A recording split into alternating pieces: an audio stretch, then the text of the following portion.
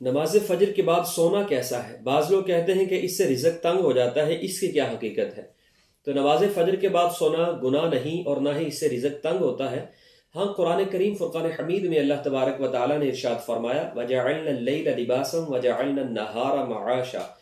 ارشاد فرمایا کہ ہم نے رات کو پردہ پوش بنایا اور دن کو روزگار کے لیے بنایا۔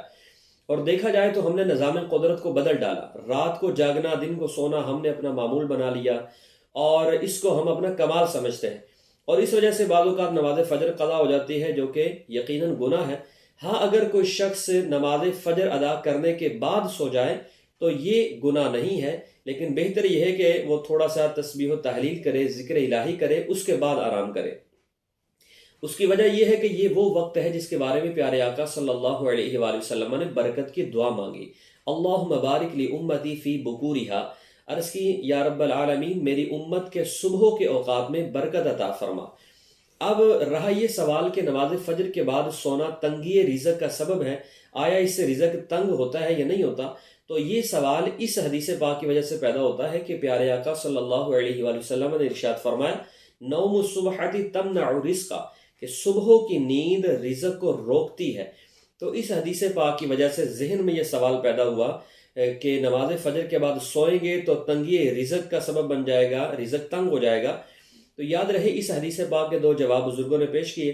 پہلا جواب یہ ہے کہ اس حدیث پاک کی سند میں ضعف ہے، اس وجہ سے یہ روایت اتھینٹک نہیں ہے بلکہ ضعیف روایت ہے۔ اور دوسری بات یہ کہ دور رسالت صلی اللہ علیہ وآلہ وسلم میں معمولات زندگی نماز فجر کے فوراً بعد شروع ہو جاتے تھے، اور اس بات کی وضاحت کی ضرورت نہیں کہ ہر دور کے تقاضے ہوتے ہیں، جیسے جیسے وقت بدلتا ہے، حالات بدلتے ہیں، اس کے تقاضے بھی بدل جاتے ہیں۔ تو اس دور میں چونکہ نماز فجر کے فوراً بعد معمولات زندگی شروع نہیں ہوتے بلکہ کچھ تاخیر سے ہوتے ہیں، اور یہ سلسلہ رات دیر تک جاری رہتا ہے۔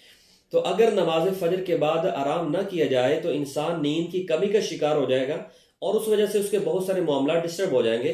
لہذا نماز فجر کے بعد اگر سو لیا جائے تو اس میں کوئی حرج نہیں۔ قرآن کریم فرقان حمید میں اللہ تعالیٰ نے ارشاد فرمایا یرید اللہ بکم اليسر ولا یرید بکم العسر، فرمایا اللہ تم پر آسانی چاہتا ہے، تنگی نہیں چاہتا۔ اسی طرح فرمایا وما جعل علیکم فی الدین من حرج، اللہ تعالیٰ نے تمہارے لیے دین میں کچھ سختی اور تنگی نہیں رکھی۔ اسی طرح کچھ سوالات اس حدیث پاک کی وجہ سے بھی پیدا ہوتے ہیں کہ پیارے آقا صلی اللہ علیہ وآلہ وسلم نے ارشاد فرمایا اذا صلیتم صلاة الفجر فلا تناموا عن طلب ارزاقکم، آپ صلی اللہ علیہ وسلم نے ارشاد فرمایا کہ جب تم نماز فجر ادا کر لو تو رزق کی جد و جہد کیے بغیر تم نہ سوو۔ اس حدیث پاک سے بھی بعض لوگوں نے یہ مسئلہ اخذ کر لیا کہ نماز فجر کے بعد سونے سے پیارے آقا صلی اللہ علیہ وآلہ وسلم نے منع فرما دیا ہے۔ تو آج کے دور کا ایک بہت بڑا المیہ یہ ہے کہ ہر کوئی مفتی اعظم بننے کی کوشش میں لگا ہوا ہے، حدیث پاک پڑھ کر خود ہی مسئلہ اخذ کر لیا جاتا ہے، کسی عالم دین کے پاس جا کر حدیث پاک سمجھنے کی کوشش نہیں کی جاتی۔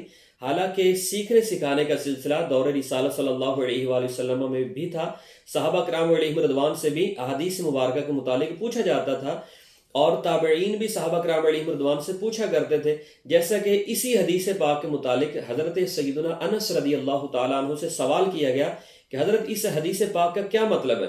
یعنی انہوں نے خود اس حدیث پاک کو پڑھ یا سن کر مسئلہ اخذ نہیں کیا بلکہ اس کی وضاحت طلب کی کہ اس کا معنی کیا ہے۔ تو حضرت سیدنا انس رضی اللہ تعالیٰ عنہ نے فرمایا تسبحوا وتہللوا وتکبروا وتستغفروا 70 مرہ، آپ نے فرمایا کہ نماز فجر کے بعد تسبیح و تحلیل کرو، استغفر اللہ پڑھو، سبحان اللہ، الحمدللہ، اللہ اکبر، لا الہ الا اللہ، استغفر اللہ، یہ 70 مرتبہ پڑھو۔ پھر فرمایا فعند ذلک ینزل الرزق الطیب، اس کی وجہ یہ ہے کہ اس وقت میں پاکیزہ رزق نازل ہوتا ہے۔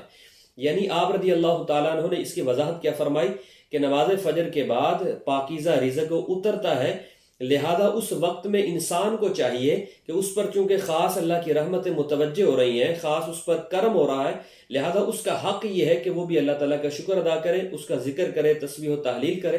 تو اس حدیث پاک سے یہ پتہ چلا کہ اس وقت میں ذکر الہی کرنا چاہیے۔ تو اسی لیے بزرگوں نے فرمایا کہ نماز فجر کے بعد اگر سونا چاہو تو تھوڑا سا ذکر الہی جتنا ممکن ہو، جتنا آسانی سے کر سکو اتنا ذکر الہی کیا کرو، اس کے بعد اگر سو جاؤ تو اس میں کوئی حرج نہیں ہے۔ اللہ تعالیٰ ہمیں عمل کی اور سمجھنے کی توفیق نصیب فرمائے۔